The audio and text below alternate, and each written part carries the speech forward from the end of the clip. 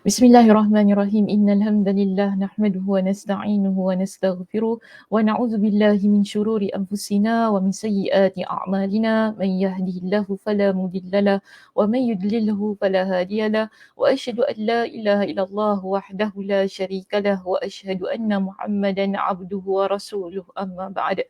Rabbi shrah li sadri wa yassir li amri wahlul 'uqdatam min lisani yafqahu qawli.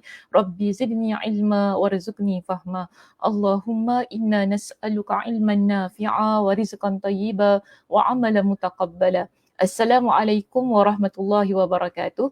Apa khabar jemaah muslimah kita di Masjid Al-Muttaqin pada pagi ini?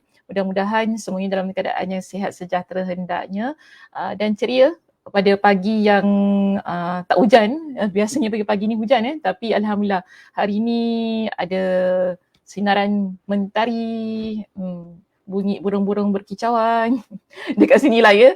Dekat rumah saya depan tu banyak pokok kan. Jadi ada bunyi macam-macam. Macam dekat hutan pun boleh juga nak cakap. Lepas ada longkang besar, ada sungai, boleh lah. Macam-macam nak cerita kat tempat kita kan. Okey, siapa dengan kita pada pagi ni? Kita ada Mak Isa kita. Assalamualaikum Ustazah dan semua. Terima kasih Mak Isa bersama dengan kami pada pagi ini. Kita ada Kak Rosmini Ragil di situ. Assalamualaikum Ustazah. Waalaikumsalam warahmatullahi. Ada Zizi juga. Assalamualaikum Ustazah. Waalaikumsalam warahmatullahi. Zizi, Liza. Ya, Assalamualaikum Ustazah, admin dan sahabat. Ya, Waalaikumsalam warahmatullahi. Ada Kak Farida kita. Assalamualaikum Ustazah, admin dan semua jemaah-jemaah online. Waalaikumsalam warahmatullahi. Kita ada Assalamualaikum Ustazah, admin dan teman-teman online semua. Waalaikumsalam warahmatullahi. Ada Kak Fauzia, ada Kak Zah, ada Zaina. Ya, ramailah Kak Ropiah kita daripada ruangan YouTube. Alhamdulillah, terima kasih. Kak Sugiyarti, Cik Kamariah kita, alhamdulillah dapat. Samalah, ramailah kat sini. Cik Latifah, ramailah semua. Keluarkan je admin, tak apa. Keluarkan je. So tak larat nak baca semua ya pagi ni kan. Okey. Keluarkan je. Tak apa. Keluarkan je semua. Meriahkan ruangan ni. Alhamdulillah, terima kasih kepada semua yang berada di ruangan kami pada pagi ini. Alhamdulillah Allah Subhanahu Wa Taala memberikan kepada kita dengan kesempatan untuk terus-terusannya menuntut ilmu hadis yang telah diberikan kepada kita dengan ruanglah untuk kita pelajari. Sejuk je. Okeylah sejuk, tak apa. Okey, hari ini kita berada di muka surat yang keberapa? Boleh letakkan di ruangan komen. Cute sangat admin. Cute nampak tak admin? Ada orang puji awak. Cute sangat admin. Siap je bagi love lagi. Okey, kita berada di muka surat yang keberapa? Boleh letakkan di ruangan komen.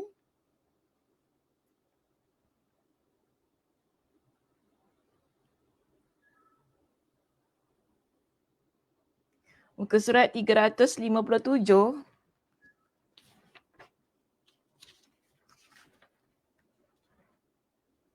Kenapa jauh sangat? Ada yang lain? Muka surat berapa? Muka surat 355. Okey. Kenapa hari ni muka suratnya jauh-jauh? Assalamualaikum warahmatullahi Cik Salimah. Tak ada yang tepat ya pagi ni. Okay, Kak Mas, kita kat mana Kak Mas? Muka surat berapa?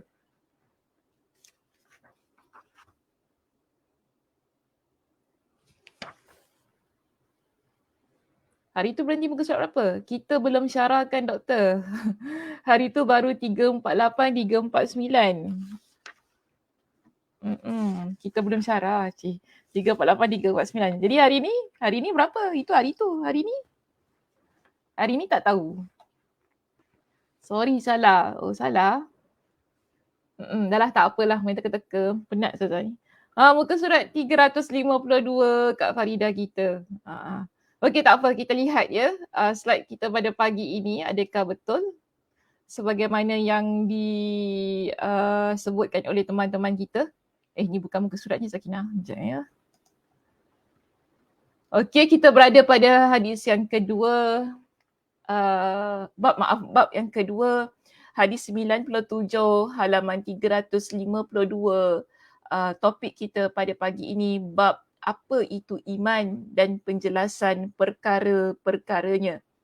Okey, kita masuk pada bab yang kedua. Minggu lepas kita bincang bab yang pertama. Hari ini kita akan masuk pada bab yang kedua, berada di muka surat 352. Okey, jadi boleh buka kitab masing-masing untuk lihat ya muka surat 352 bagi kita membincangkan hadis berikutnya yang terdapat dalam kitab iman kita pada pagi ini. Baik, sebenarnya hadisnya hampir kurang sama sebagaimana perbincangan pada minggu lepas. Jadi kalau kita lihat pada perbincangan yang di bab yang kedua ya di sini, kita dapati tidak ada dijelaskan kepada kita berkenaan dengan isu yang pada minggu lepas kita bincangkan. Minggu lepas kita bincang tentang isu apa? Ingat lagi tak?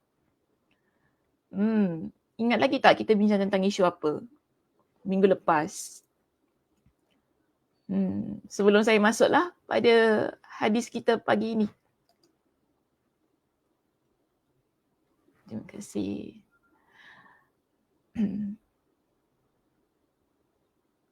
Minggu lepas kita bincang tentang isu apa? Ada satu masalah yang yang kita bincangkan pada minggu lepas.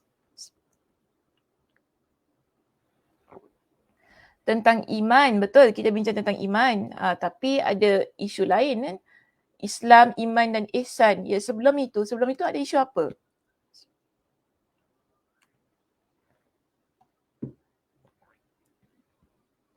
Masya Allah, tabarakallah. Okay, terima kasih Az di situ. Isu kumpulan yang berilmu yang tak percaya pada takdir. Sama juga Kak Mas isu takdir. Kemudian dia isu takdir. Kita bincangkan berkenaan isu takdir pada minggu lepas sehingga di sinilah menyebabkan kita membincangkan tentang hadis iman, Islam dan ihsan.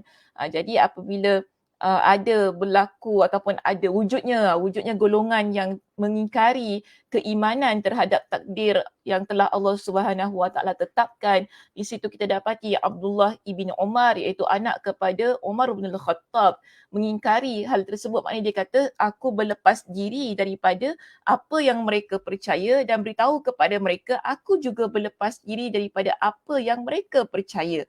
Mereka juga berlepas diri daripada apa yang daripada akulah, maknanya tak nak ada kena mengena dengan golongan yang begini.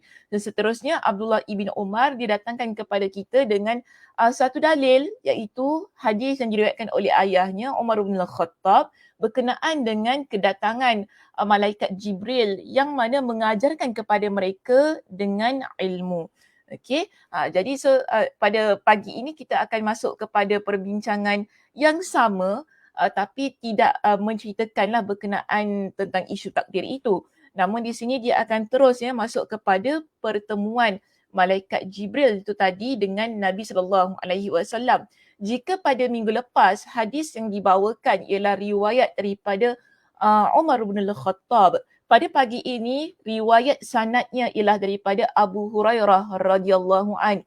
Jadi maknanya jelas kepada kita di sana ada sahabat yang lain menyaksikan peristiwa tersebut dan juga meriwayatkan hadis yang sama sebagaimana yang disaksikan oleh Umar bin Al-Khattab dalam perbincangan kita pada minggu lepas. Baik, kita baca terlebih dahulu sanad hadis ini yang mana merupakan sanad daripada Abu Hurairah radhiyallahu an. Qala al-Imam Muslim rahimahullah wa haddatsana Abu Bakr bin Abi Shaybah wa Zuhair bin Harb jami'an an ibn Ulayya. Qala Zuhair haddatsana Ismail bin Ibrahim an Abi Hayyana an Abi Zur'ata bin Amr bin Jarir an Abi Hurairah. Okey, baik. Jadi kita lihat di sini telah menceritakan kepada kami telah menceritakan kepada kami Abu Bakar bin Abu Shaybah bin Harb telah memberitahukan kepadaku semuanya dari Ibnu Ulayya. Zuhair berkata, Ismail bin Ibrahim telah memberitahukan kepada kami dari Abu Hayyan, dari Abu Zur'ah bin Amr bin Jarir, dari Abu Hurairah radhiyallahu an dia berkata. Jadi Abu Hurairah kata apa? ya qala kana Rasulullah sallallahu alaihi wasallam yauman barizan linnas. Jadi ada pada satu hari Nabi sallallahu alaihi wasallam pada waktu itu berada di khalayak ramai. Maknanya Nabi berada di hadapan ramai manusia. Okey, ramai orang lah dekat pada waktu itu. Dan tiba-tiba Abu Hurairah cerita datang seorang lelaki. Fa'atahu rajulun. Datang seorang lelaki. Lelaki ini pun bertanya kepada Nabi SAW dengan beberapa soalan. Beza ya, kalau kita rujuk pada hadis yang diriwayatkan oleh uh, Umar bin Al-Khattab yang kita bincangkan pada minggu lepas, nak dibandingkan dengan hadis ini, nampak tak perbezaan? Ada tak sesiapa yang boleh detect perbezaan antara kedua-dua riwayat? Kalau dapat perbezaannya boleh letakkan di ruangan komen. Apa beza hadis yang diceritakan oleh Abu Hurairah dengan hadis yang diceritakan oleh Umar bin Al-Khattab yang kita telah bincangkan pada minggu lepas. Ketika mereka ini menceritakan tentang kedatangan lelaki ini, ada tak perbezaan di awal riwayat itu? Ada sesiapa boleh letakkan di ruangan komen?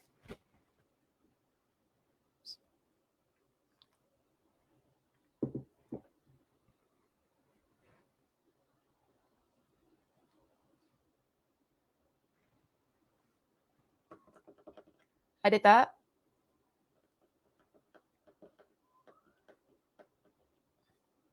Hadis yang lepas detail. Okey, apa detail dia?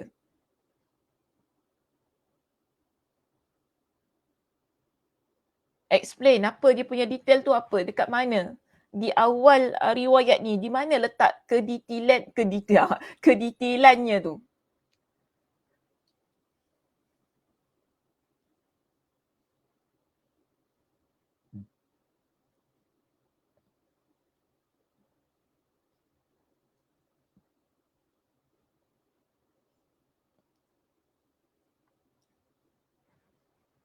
Macam mana lambat sangat ni?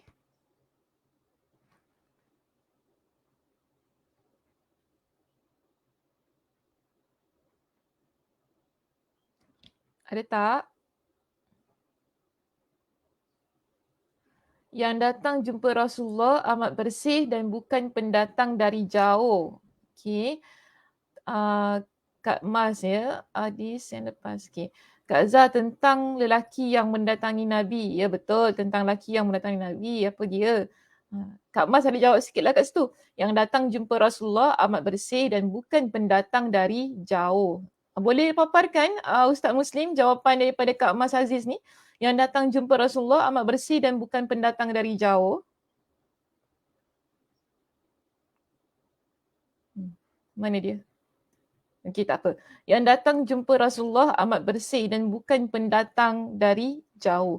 Maknanya kalau kita rujuk ya Muslimah pada perbincangan hadis yang lepas, Umar bin Al-Khattab beliau jelaskan, dia describe keadaan lelaki yang datang jumpa dengan Nabi SAW. Yang mereka kata ada seorang lelaki yang tiba-tiba ya dia datang kepada Nabi SAW dengan keadaan yang bajunya begitu putih, rambutnya begitu hitam, tak ada pada dirinya keadaan orang yang tanda-tanda orang yang datang daripada tempat yang jauh. Situasi dia macam orang baru keluar daripada rumah je datang jumpa dengan Nabi kan, keadaannya begitu. Tak nampak situasi yang penat.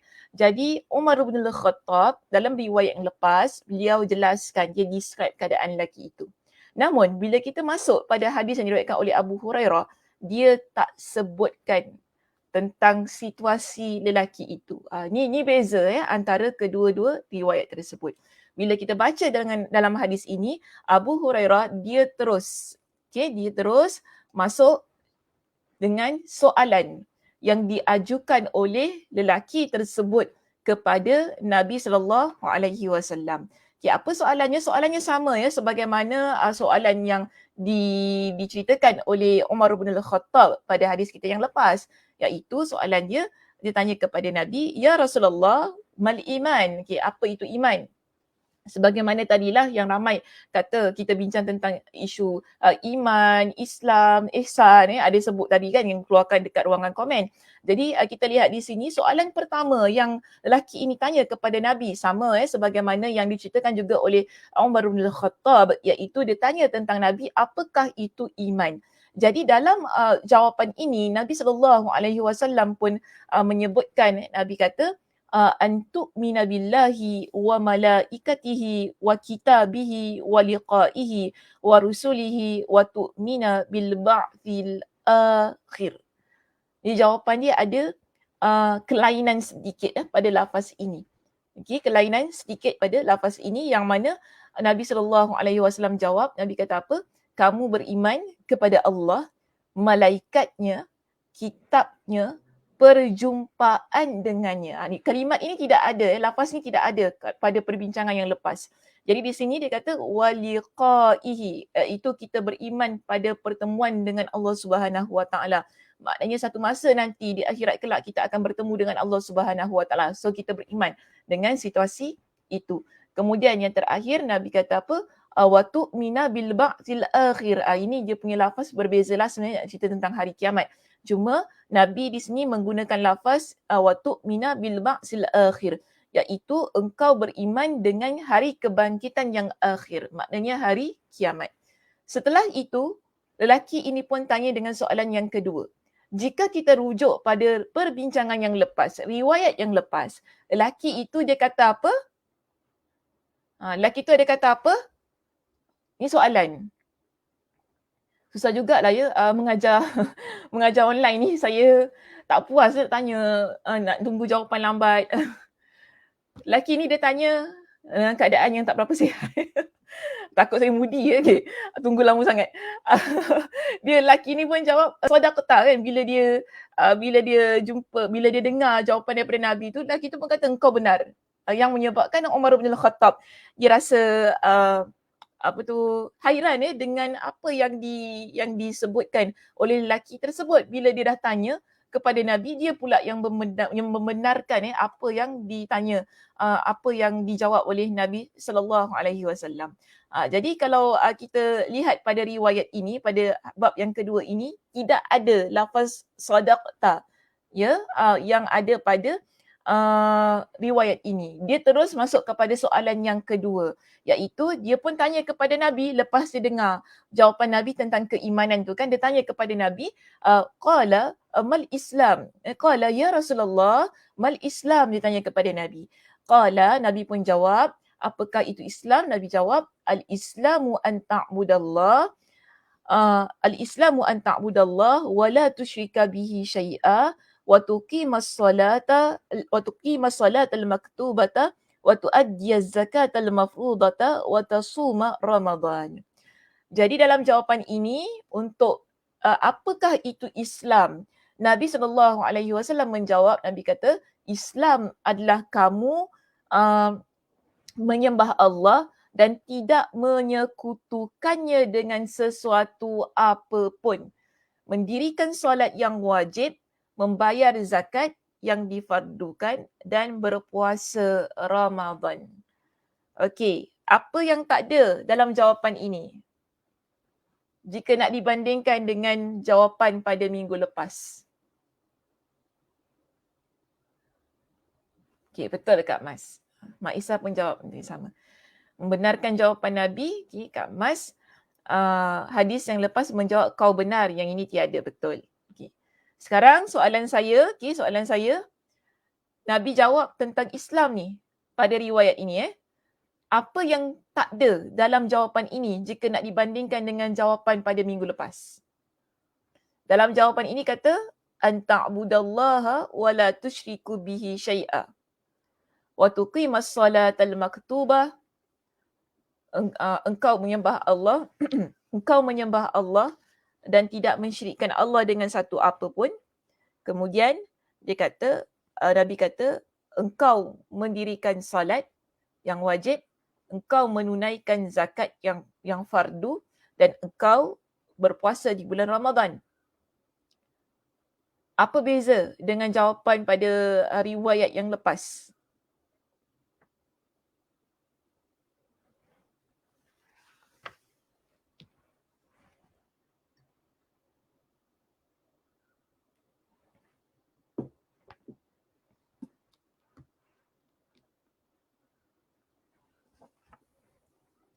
percaya pada qada qadar itu tentang iman. Saya sedang bincangkan tentang Islam. Tentang haji, okey. Tak apa, Kak Sugiyati, Islam menyembah Allah, no syirik. Apa pula no syirik? Solat, zakat, puasa.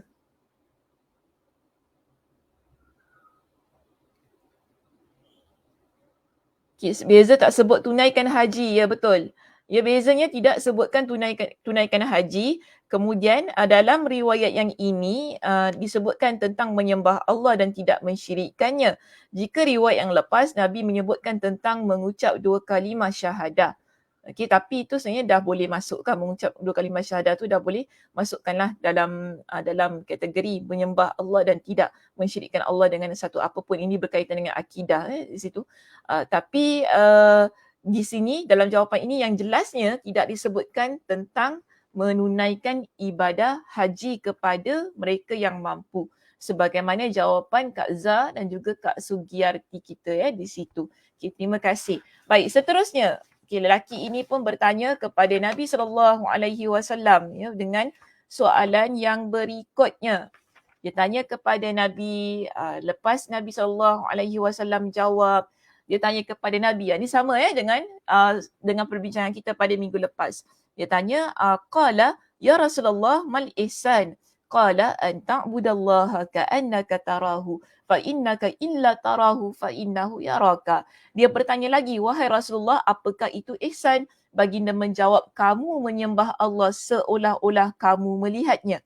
Maka jika kamu tidak melihatnya, maka sesungguhnya dia, iaitu Allah Subhanahu Wa Taala, melihatmu. Baik, seterusnya dia pun pergi kepada soalan yang berikutnya. Dia tanya kepada Nabi, bilakah hari kiamat? Sebab itu pada minggu lepas ada terjemahan yang saya muatkan untuk soalan dia. Dia kata, masa apakah itu hari kiamat? Saya kata ada riwayat yang menyebutkan bahawa sebenarnya dia tanya tentang bilakah hari kiamat itu berlaku. Ia berdasarkan kepada riwayat ini. Okey, dia tanya kepada Nabi, ya Rasulullah, mata sa'ah? Dia bertanya lagi, wahai Rasulullah, bila hari kiamat? Nabi pun kata, qala mal mas'ulu anha bi'a'lama minas sa'il. Tidaklah orang yang ditanya lebih mengetahui daripada yang bertanya. Maknanya kita ni sama-samalah tak tahu tentang hal itu. Ya, maknanya Nabi nak kata kepada lelaki ini, yang bertanya dua-dua sebenarnya tidak tahu bila sebenarnya berlaku hari kiamat. Ni bahasa dia tinggi sedikit lah ya. Tapi kalau nak dengan kata yang mudah, sebenarnya Nabi nak kata, kau tanya aku pun tak tahu. Kalau aku tanya kau pun kau tak tahu. Macam tu keadaan dia. Kita dua-dua tidak mengetahui bila berlaku hari kiamat. Tapi Nabi SAW ubah jawapan ini dengan menceritakan kepada lelaki tersebut berkenaan tanda-tandanya. Dan dalam riwayat ini Nabi kata, walakin sa'uhaddithuka an asyratiha. Tetapi aku akan memberitahukan kepadamu tentang tanda-tandanya. Apa tanda-tandanya? Dia sama sebagaimana yang kita bincangkan pada minggu lepas, iaitu Nabi kata, idza waladatil amatu rabbaha fadzaka min asyratiha. Jika bila hamba wanita dia melahirkan tuannya, itulah salah satu tanda-tanda hari kiamat. Kemudian Nabi SAW pun memberikan tanda yang kedua di sini, wa idza kanatil uratul hufatu ru'usan nas fadzaka min asyratiha.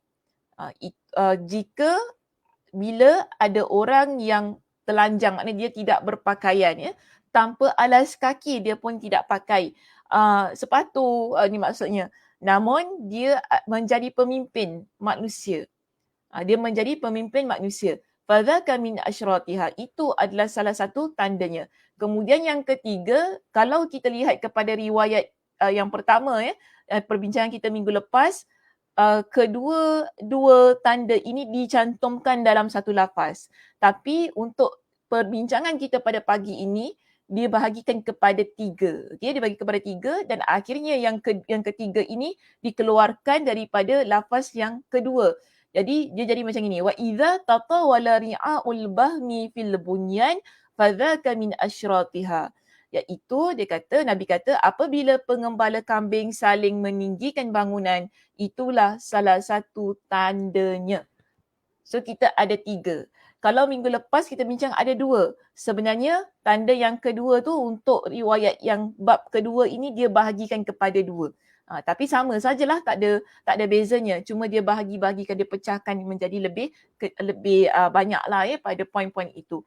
Dia kata fadzaka min asyratiha, dan kalau kita lihat pada riwayat ini ada lafaz fadzaka min asyratiha, itulah tanda-tandanya, diulang sebanyak 3 kali.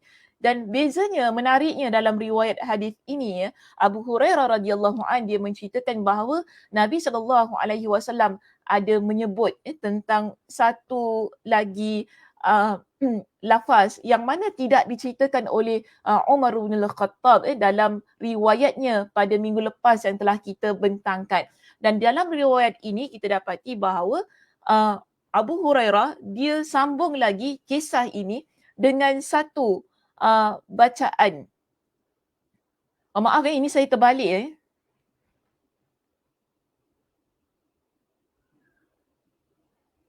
Ya betul. Terbalik ini, minta maaf ya. Lihat pada kitab, slide saya ni saya terbalik type tu. Minta maaf sangat, baru saya perasan bila saya buka slide ni ya. Di dalam riwayat ini sebenarnya dia mula daripada fi khamsin ya. Fi khamsin la ya'lamuhunna illallah, baru thumma tala sallallahu alaihi wasallam. Jadi dalam riwayat ini ya muslimah, kita dapati Abu Hurairah dia menceritakan lafaz-lafaz akhir yang Nabi SAW sebutkan kepada lelaki yang bertanya berkenaan dengan hari kiamat itu tadi.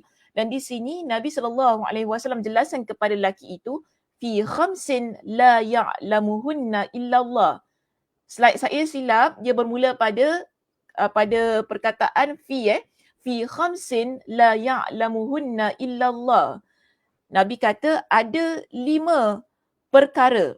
Ada 5 perkara yang mana tidak diketahui melainkan Allah. Maknanya kita ni manusia, kita tak tahu tentang 5 perkara ini melainkan Allah Subhanahu Wa Taala. Thumma tala sallallahu alaihi wasallam, kemudian Nabi sallallahu alaihi wasallam membaca. Nabi baca ayat ini, iaitu ayat ini daripada surah Luqman ya. Nabi SAW baca innallaha innallaha indahu ilmu sa'ah. Sesungguhnya pada sisi Allah itu ada ilmu tentang hari kiamat. Sebab itu Nabi SAW tidak boleh menjawab tentang soalan tadi kan, yang mana lelaki ditanya bila hari kiamat. Kerana itu adalah berada pada ilmu Allah. Hanya dalam pengetahuan Allah Azza wa Jal. Nabi SAW tidak mengetahui bila hari kiamat akan berlaku. Kita semua, hatta malaikat pun tak tahu bila hari kiamat akan berlaku. Dan ia hanya berada dalam pengetahuan Allah Subhanahu Wa Taala. Buktinya Nabi SAW ingatkan kepada lelaki itu berkenaan dengan ayat ini, iaitu Allah Subhanahu Wa Taala berfirman innallaha indahu ilmu sa'ah wa yunazzilul ghaitha. Allah Subhanahu Wa Taala juga Maha mengetahui tentang bila turunnya hujan. Ilmu tentang turunnya hujan. Sebab kita pun tak tahu hujan turun tu bila. Sekarang ini kita kata kalau kita tengoklah, dia kata hari ni hujan, itu cuma ramalan kita sahaja. Kita cuma meramal lah, makna hari ni hujan. Tapi kadang-kadang pun kita dapati dekat berita kata hujan ni hari ni tengok dia punya fokus hujan tapi sebenarnya tak hujan, terang benderang hari ni. Maknanya semua dia di luar pengetahuan kita. Apa yang ada itu sekadar ramalan kita, agakan kita sahaja. Tapi ia berada pada, yang jelasnya ia berada pada ilmu Allah tentang bila turunnya hujan itu.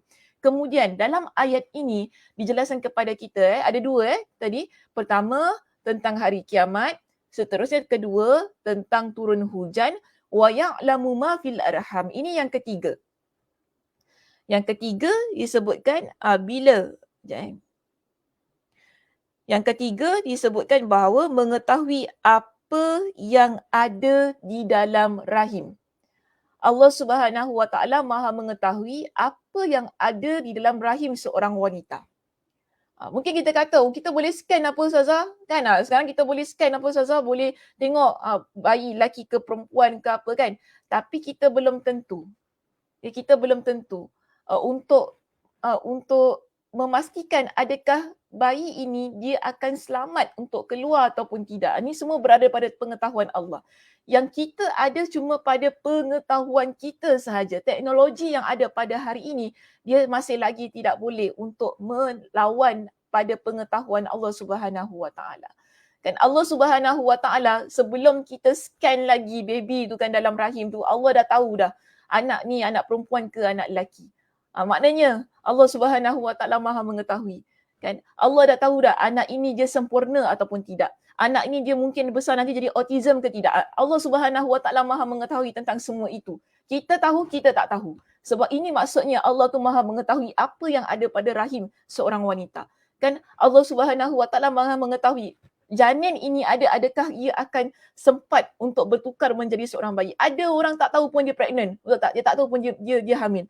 Tiba-tiba hamil rupanya dia tak tahu pun. Ada orang begitu. Tapi Allah Subhanahu Wa Taala tahu di dalam rahim wanita ini ada janin. Kita tak tahu. Ini maksudnya pada poin yang ketiga ini Nabi nak kata Allah Subhanahu Wa Taala perkara ini berada pada pengetahuan Allah Subhanahu Wa Taala.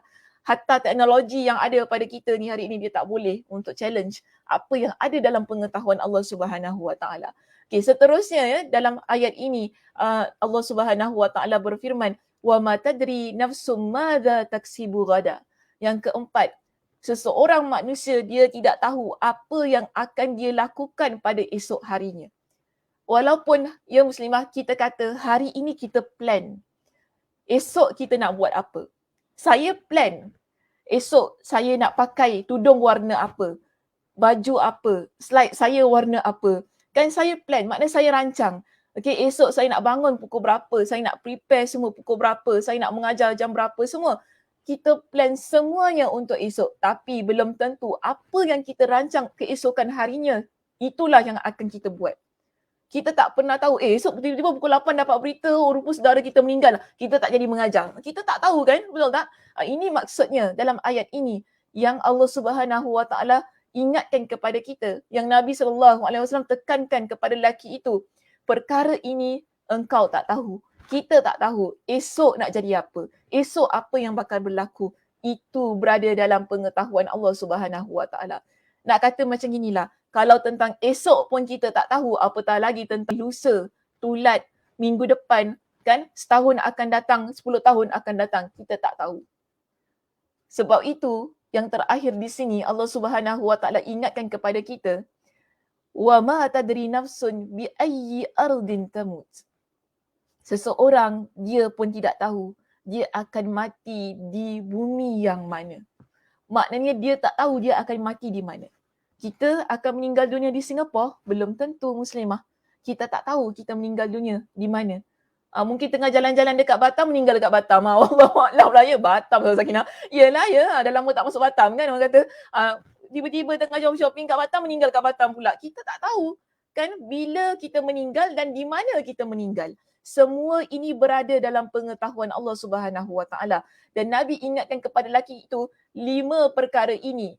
Okey, 5 perkara ini fi khamsin la ya'lamuhunna illallah. 5 perkara ini ia hanya berada pada pengetahuan Allah, tidak ada dalam pengetahuan makhluk. Kemudian Nabi baca ayat ini, antaranya yang kita ambil pada ayat inilah berkenaan dengan hari kiamat. Sebab itu Nabi SAW tidak mampu untuk memberikan jawapan kepada lelaki itu berkenaan dengan bila berlakunya hari kiamat.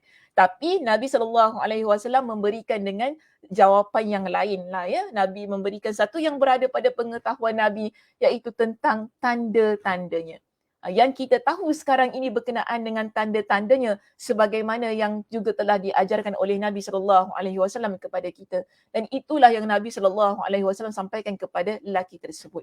Baik, dalam hadis ini diceritakan kepada kita, Abu Hurairah radhiyallahu anhu terus ceritakan, qala ni siapa kata? Abu Hurairah. Abu Hurairah kata apa? Thumma adbara rajul.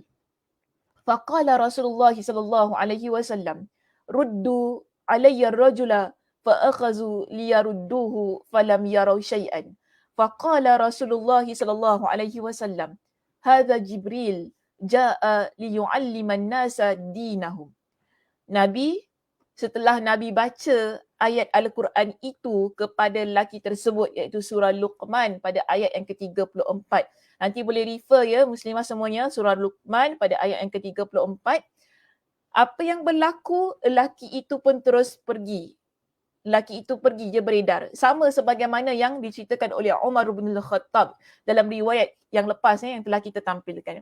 Yang mana Umar kata, tiba-tiba dia pergi. Ya, macam tu kan, tiba-tiba dia pergi. Jadi lelaki ini pun terus pergi.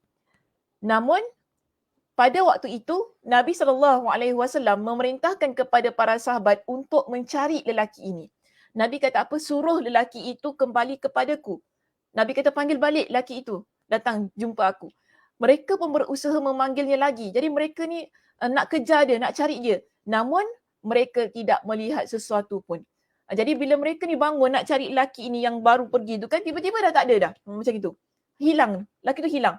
Tak dapat dijumpai mana arah yang dituju oleh lelaki tersebut. Sebab tak nampak kan. Jadi pada waktu itu Nabi SAW pun bersabda. Nabi kata apa? Itu adalah Jibril. Dia tu adalah malaikat Jibril. Yang mana dia datang untuk mengajarkan manusia tentang urusan agama mereka.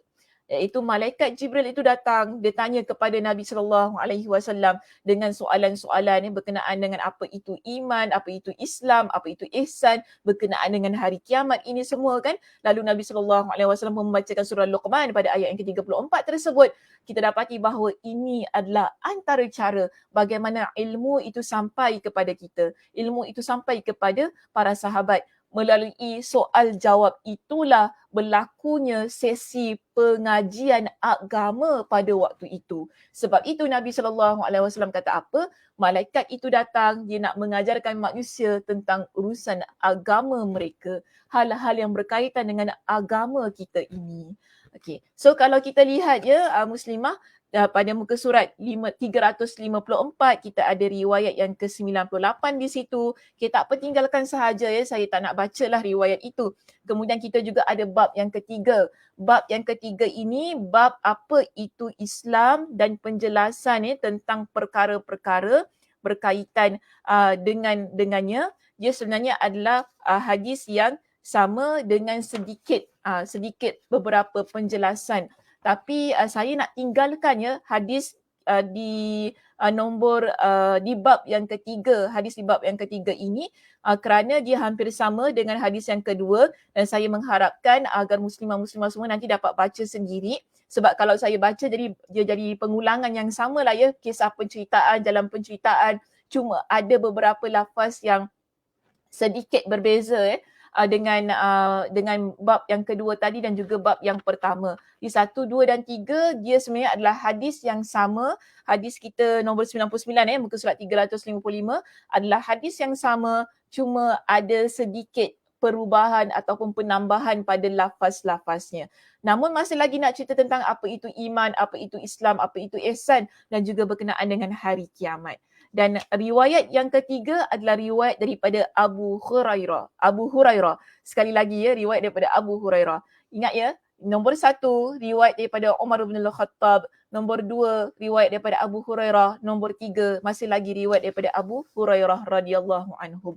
Baik, kita terus pergi ke muka surat 357 untuk membincangkan sedikit ya berkenaan pentafsiran ataupun syarah untuk ketiga-tiga hadis yang telah saya sentuh daripada minggu lepas hingga kepada pagi ini tadilah ya yang baru kita baca.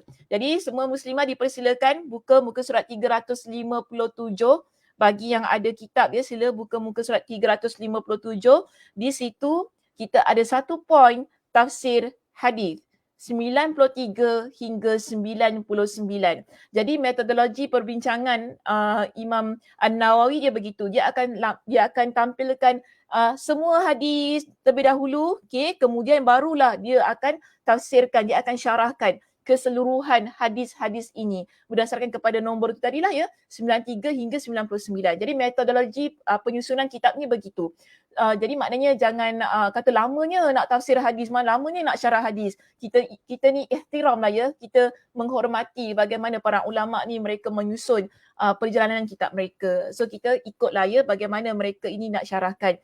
So di sini kita lihat pada pentafsiran hadis 93 hingga 99 ya, di situ pada perenggan yang pertama sekali dijelaskan kepada kita bahawa perkara paling penting yang disebutkan di dalam bab ini, iaitu dalam bab berkenaan dengan penjelasannya tentang Islam, iman, ihsan, berkenaan dengan hari kiamat itu, dan kita dah bincangkan ketiga-tiga hadis itu tadi, Imam An-Nawawi kata perkara yang paling penting yang disebutkan di dalam bab ini adalah perbezaan para ulama tentang permasalahan.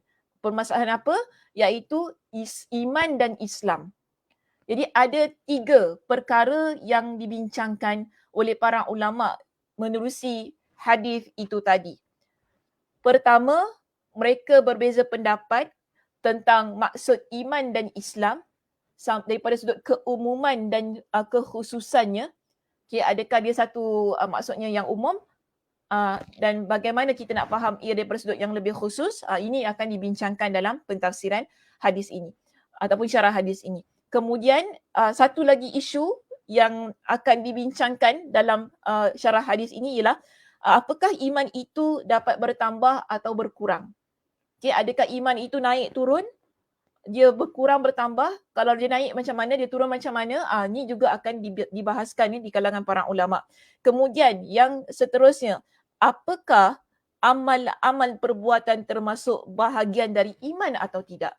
Jadi adakah amal perbuatan kita, contoh kita berbakti kepada kedua ibu ayah kita, kalau ada suami, kita berkhidmat kepada suami kita jaga anak-anak kita, contohnya kita berbuat baik dengan jiran, adakah semua ini termasuk amal perbuatan kita ini? Kita belajar, kita bekerja, adakah semua ini amal perbuatan kita ini termasuk sebahagian daripada keimanan kita?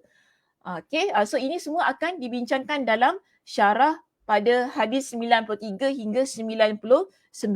Yang pertama sekali kita masuk tentang maksud iman dan Islam yang ditampilkan dalam kitab ini pada perenggan yang kedua dalam tafsir hadis 93 hingga 99. Ada pelbagai pandangan ulama berkenaan dengan maksud Islam dan juga iman dalam penjelasan ini. Jika kita rujuk di sini dijelaskan kepada kita bahawa para ulama salaf dan khalaf, salaf ni ulama yang terdahulu, khalaf ulama yang terkemudian, yang datang selepas ulama-ulama yang terdahulu. Mereka ni antara kedua-dua ulama ini sering membahas tentang permasalahan yang kita sebutkan di atas, iaitu yang tadilah, yang poin-poin yang telah Ustazah jelaskan tadi. Kemudian Imam An-Nawawi kata apa? Saya cukup memaparkan beberapa perkataan dan pendapat mereka. Jadi di sini Imam An-Nawawi kata dia nak mengambil pendekatan yang sekadarnya sahaja untuk menjelaskan kepada kita berkenaan dengan permasalahan yang dikemukakan di kalangan para ulama salaf dan khalaf itu tadi. Jadi dia kata apa? Al-Imam Abu Sulaiman Ahmad bin Muhammad bin Ibrahim Al-Khattabi Al-Busti, seorang ahli fiqh, sastrawan dan pengikut mazhab Asy-Syafi'i, juga seorang pentahqiq, berkata di dalam kitabnya Ma'alimus Sunan. Jadi pandangan-pandangan ini sebenarnya dikeluarkan oleh beliau di sini untuk dia kemukakan pandangan di kalangan para ulama. Dia kata betapa banyak orang yang keliru di dalam permasalahan tersebut. Maknanya dalam masalah nak terangkan tentang iman dan Islam, yang mana umum, yang mana khusus, kemudian tentang adakah iman tu naik ke turun, adakah berkenaan dengan amal perbuatan ini sebahagian termasuk daripada keimanan kita. Kan ramai orang keliru berkenaan dengan isu-isu yang kita dah sebutkan tu tadi ataupun kita dah highlightkan satu persatu itu tadi. Tapi dalam perbincangan ini Imam An-Nawawi dia nak mudahkan kita faham sebenarnya. Walaupun kitab ini sebenarnya kalau tidak ada ilmu dia baca macam mana nak faham dia agak sukar. Sebab tu ia memerlukan kepada bimbingan guru lah ketika baca buku ini. Jadi di sini saya nak mudahkan perbincangannya, kita keluarkan satu persatu. Pandangan para ulama ini untuk menjelaskan, pertama sekali mereka bincang tentang Islam tu apa sebenarnya, iman itu apa, berdasarkan pada hadis Nabi SAW itu tadi. Kalau kita merujuk kepada pendapat Imam Az-Zuhri di sini, dia kata apa? Islam adalah ucapan. Islam ni sebenarnya adalah ucapan kita. Hal-hal yang berkaitan dengan ucapan kita. Berbeza dengan keimanan. Iman adalah apa yang kita praktikkan. Contoh dia kata di sini Islam adalah kita kata asyhadu an la ilaha illallah wa asyhadu anna Muhammadar Rasulullah. Ada ucapan di situ. Tapi kalau kita kata iman, kita perlu mempraktikkan apa yang kita ucapkan itu tadi. Yang kita lafazkan pada lidah kita. Az-Zuhri di sini, beliau nak support, dia nak sokong pendapat dia keluarkan ayat daripada surah Al-Hujurat pada ayat yang ke-14. Dalam kitab kita ada ayat ini yang mana dia kata dia berhujah dengan ayat iaitu firman Allah Ta'ala, qalatil a'rabu amanna. Qalatil a'rabu amanna. Qul lam tu'minu walakin qulu aslamna. Dalam ayat ini kita lihat orang-orang Arab Badui itu berkata daripada sudut terjemahannya dalam surah Al-Hujurat pada ayat yang ke-14. Pada sudut terjemahannya kita lihat di sini orang-orang Arab Badui itu berkata kami telah beriman. Jadi ada di kalangan Arab Badui ni jumpa Nabi dia kata kami ni dah jadi orang yang beriman. Tapi diingkari kata-kata mereka, maknanya kata-kata mereka itu ditolak. Yang mana di sini Allah Subhanahu Wa Taala berfirman Qul lam tu'minu. Katakanlah kami belum beriman. Walakin qulu, tapi katakanlah bahawa kami telah tunduk. Kami telah tunduk. Aslamna. Kami telah masuk Islam. Gitu. Kami telah Islam. Kami telah tunduk. Kerana iman itu walamma yadkhulul imanu fi qulubikum.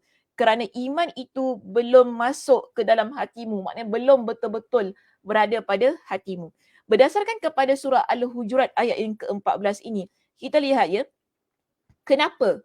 Kenapa tidak dibenarkan mereka itu kata kami telah beriman? Qalatil a'rabu amanna, tapi diingkari. Jangan cakap kalian telah beriman, tapi cakap aslamna. Cakap kalian telah Islam. Kenapa diingkari sedemikian? Kerana dia kata di sini amanna. Amanna ini adalah satu bentuk perbuatan. Okay, Az-Zuhri kata iman adalah praktik. Sekarang ini mereka belum praktikkan lagi. Sebab itu tak boleh untuk mereka cakap kami telah beriman. Kerana mereka cuma baru ucapkan. Sebab tu dia kata qulu aslamna. Tapi katalah kami telah Islam, kami telah tunduk dan patuh. Sebab tu di sini Az-Zuhri kata Islam adalah ucapan. Berdasarkan kepada surah Al-Hujurat ayat yang ke-14 itu tadi. Ya, bila kita kata aslamna, kami Islam, maknanya itu adalah ucapan kita. Tapi kalau nak kata amanna, bermakna kita dah praktikkan keislaman tersebut. Sebab tu Az-Zuhri dia memilih pendapat yang begini. Dia kata Islam itu adalah berkaitan dengan ucapan, tapi kalau iman dia adalah sesuatu yang berkaitan dengan praktik kita pada amal, pada agama kita. Baik, seterusnya kita lihat pada pendapat yang kedua. Sebahagian dari ulama berpendapat bahawa Islam dan iman adalah sama sahaja. Tapi ada juga kata Islam dan iman ni tak ada beza, sama je. Dia kata gitu kan. Kenapa dia kata gitu? Dia rujuk pula dalam ayat yang lain. Iaitu surah Az-Zariyat pada ayat yang ke-35 hingga 36. Kalau kita rujuk dalam kitab kita, muka surat 358 ya di situ Muslimah, dijelaskan kepada kita dalam surah Az-Zariyat pada ayat 35 hingga 36. Allah Subhanahu Wa Taala berfirman. Allah firman apa? Fa akhrajna man kana fiha minal mu'minin fama wajadna fiha ghaira baitin minal muslimin. Maksudnya, lalu kami keluarkan orang-orang yang beriman yang berada di negeri kaum Lut itu, dan kami tidak mendapati di negeri itu kecuali sebuah rumah dari orang yang berserah diri. Maknanya dalam dia cerita pasal kaum Nabi Lut. Kaum Nabi Lut ini Allah Subhanahu Wa Taala nak keluarkan orang yang beriman daripada tempat itu kerana nak azab nak mengazab kaum Lut ini. Tapi kita dapati di sini Allah kata, tadi kan pertama Allah gunakan perkataan al-mu'minun, orang yang beriman. Tapi bila masuk pada ayat yang kedua, iaitu ayat yang ke-36, Allah guna perkataan al-muslimin, iaitu muslimun, orang yang Islam. Sedangkan kita lihat dekat tanah tu ataupun dekat tempat itu, yang Allah kata hanya satu rumah je orang yang Islam. Maknanya orang Islam ni adalah orang yang beriman juga. Kerana Allah nak keluarkan orang yang beriman, tapi didapati bahawa tempat kaum Lut tu hanya satu rumah aja ada orang yang beriman. Tapi Allah guna perkataan orang Islam, Muslim, okay, orang yang berserah diri. Menerusi ayat ini, sebahagian ulama kata kerana Allah Subhanahu Wa Taala tak bezakan Muslimun dan Mukminun dalam kisah ini menunjukkan ianya sama sahaja. Sebab yang dalam rumah itu pun orang yang beriman kepada Allah. Tapi Allah Subhanahu Wa Taala tak gunakan perkataan mukminun, tapi Allah gunakan perkataan muslimun untuk ayat ini. Jadi apa bezanya antara mukminun dan muslimun? Sama je orang Islam dengan orang yang mukmin kan di sini. Sebab itu orang muslim dan orang yang mukmin. Sebab itu di kalangan sebahagian para ulama mereka kata sama saja, tidak ada beza berdasarkan surah Az-Zariyat ayat 35 hingga 36 itu tadi. Dan di sini Imam Al-Khattabi dia berikan dengan satu penjelasan yang sedikit berbeza. Okey. Imam Al-Khattabi ni kata apa? Sekejap bagi saya minum air dulu. Suara saya dah nak hilang sekejap. Baik, Imam Al-Khattabi dia berikan dengan satu penjelasan. Dia jelaskan beginilah dalam buku ini. Dia kata kalau kita rujuk pada perenggan yang berikutnya, pada permasalahan ini terdapat dua orang dari kalangan pembesar ulama yang telah membahaskannya. Masing-masing dari mereka berpegang kepada salah satu dari kedua pendapat tersebut. Maknanya ada yang kata sama, ada yang kata tak sama. Okey, jadi pendapat tu dua tadilah. Dan orang yang terakhir dari keduanya membantah kepada orang yang terdahulu dengan pengarang sebuah kitab yang jumlah mencapai ratusan lembar. Cuma dia tak sebutkan lah siapa nama ulamanya. Dan di sini Imam Al-Khattabi dia kata begini, sikap yang benar terhadap permasalahan itu adalah ditakkidkan dan tidak dimutlakkan. Maksudnya kita berikan satu pengkhususan dan kita jangan mutlakkan maksud Islam dan iman ini. Okey. Jadi dia kata begini, yang benar iaitu seorang Muslim dalam kondisi tertentu dapat menjadi seorang mukmin yang benar dan tidak pada kondisi yang lain. Dia kata dia lihat kepada keadaan. Ada time, ada masa orang ini dia boleh jadi seorang yang mukmin, ada time dia tidak. Dia cakap gitu. Sedangkan seorang mukmin adalah seorang Muslim dalam setiap keadaan. Setiap orang mukmin, kalau lihat pada slide saya di situ, saya ringkaskan pendapat ataupun daripada bahan bacaan kita ini, setiap orang mukmin adalah Muslim dalam setiap keadaan. Orang yang dia beriman kepada Allah, kita panggil dia sebagai seorang yang Muslim dalam setiap keadaan. Tetapi tidak setiap Muslim itu adalah mukmin. Ini pendapat Imam Al-Khattabi. Dia kata apa? Orang yang mukmin dalam setiap keadaan kita akan panggil dia sebagai seorang Muslim. Tetapi belum tentu orang yang Muslim kita akan dapati dia juga adalah seorang yang mukmin. Kenapa dia kata begitu? Baik, kita lihat di sini. Dia jelaskan, jadi setiap orang mukmin adalah Muslim dan tidak setiap orang Muslim adalah mukmin. Apabila kamu memahami perkara ini dengan cara tersebut, maka pentafsiran ayat-ayat itu akan menjadi benar bagimu.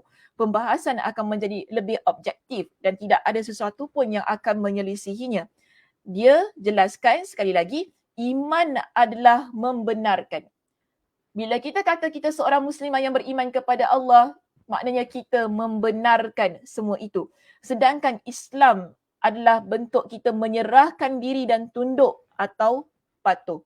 Okey, kalau lihat pada penjelasan yang saya kecilkan di situ ada dua perkara yang ingin saya tekankan berdasarkan pendapat daripada Imam Al-Khattabi. Kita ambil ini sebagai perbincangan kita yang terakhir pada pagi ini muslimah. Baik, kita lihat kepada penjelasan itu. Iman adalah bila kita membenarkan dengan hati kita. Islam adalah kita menyerahkan diri dan tunduk patuh pada apa yang kita benarkan dalam hati kita itu tadi. Tetapi, kenapa tadi Imam Al-Khattabi kata tidak setiap Muslim adalah mukmin? Kerana kadang-kala seseorang dia menjadi orang yang menyerahkan diri dia. Dia tunduk, dia patuh. Dia jadi seorang yang Muslim secara zahirnya sahaja. Tetapi tidak tunduk dan patuh secara batin. Ada situasi yang begitu berlaku. Ada orang zahirnya nampak macam orang Islam, Muslim, solat, puasa semua kan. Tapi hati dia tidak. Ini berlaku, kita panggil dia sebagai seorang yang munafik kan. Orang munafik dia begitu. Hati dia tak beriman kepada Allah. Tetapi dia zahirkan di luaran dia sebagai seorang Muslim. Adakah kita panggil seorang yang mukmin? Tidak sebenarnya. Tapi kita panggil dia Muslim, yes. Kita panggil dia Muslim. Itu ustaz Muslim lain jangan masukkan dia kat sini. Kita panggil dia Muslim, yes. Dia Muslim. Tapi hati dia tak mukmin. Sebab itu tadi Imam Al-Khattabi kata apa? Bukanlah setiap orang yang kita nampak dia Muslim itu adalah mukmin. Dia belum tentu.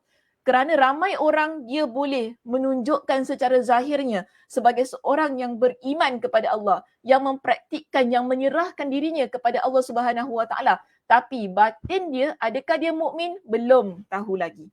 Dan ia boleh berlaku juga sebaliknya. Boleh berlaku juga sebaliknya. Kalau kita baca lebih lanjut dalam kitab kita ini, ada orang, yelah dia betul, dia membenarkan dalam hati dia. Yelah betul.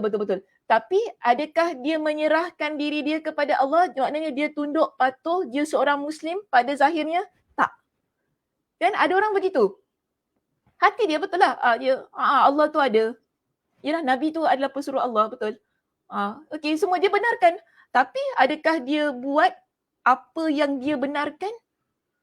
Dia mukmin. Okay, dia mukmin, dia sebalik dia. Tapi adakah dia Muslim? Belum tentu. Kan kita ada jumpa satu istilah kan. Apa tu? Apa istilah tu?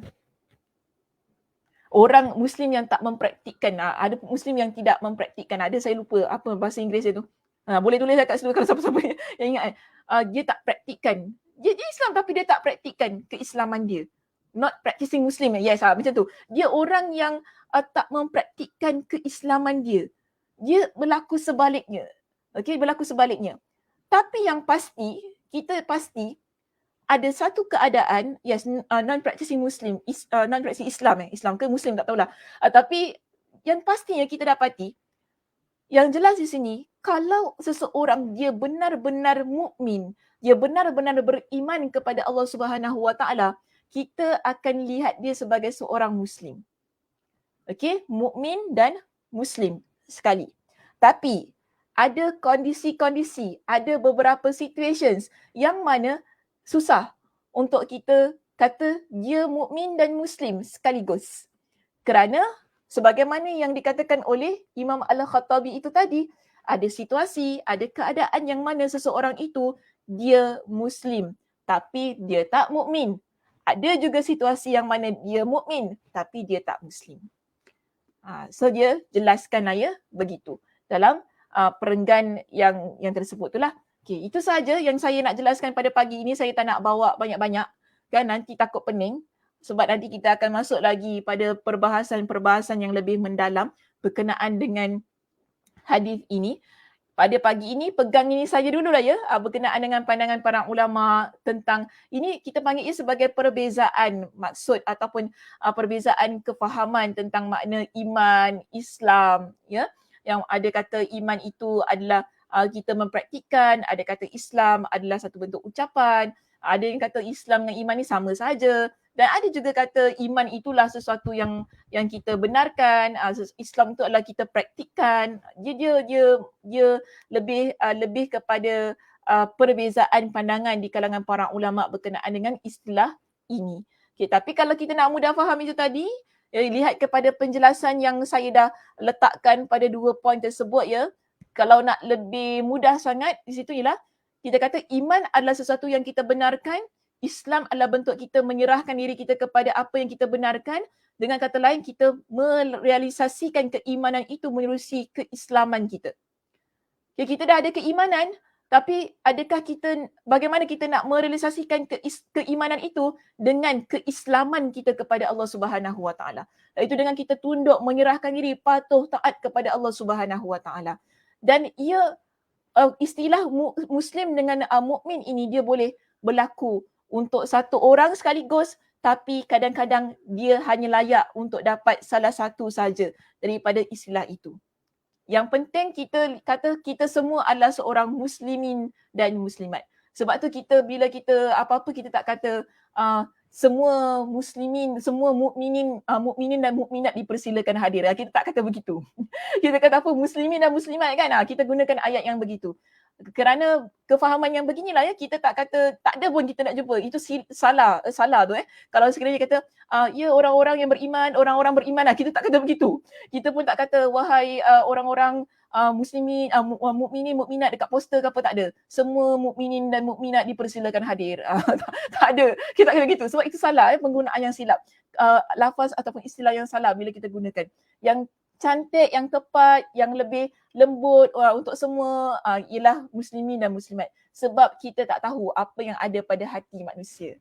Okey, adakah dia betul-betul mukmin? Wallahu a'lam. Itu antara dia dan Allah Subhanahu Wa Taala.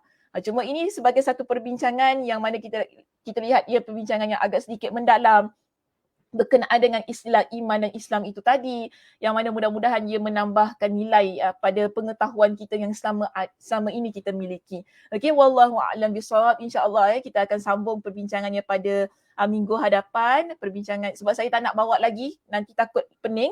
Pegang dulu yang ini, insya-Allah pada minggu hadapan kita akan bincangkan dengan lebih lanjut lagi berkenaan dengan isu-isu yang lain. Wallahu a'lam bissawab. Terima kasih Muslimah di atas perhatiannya pada pagi ini.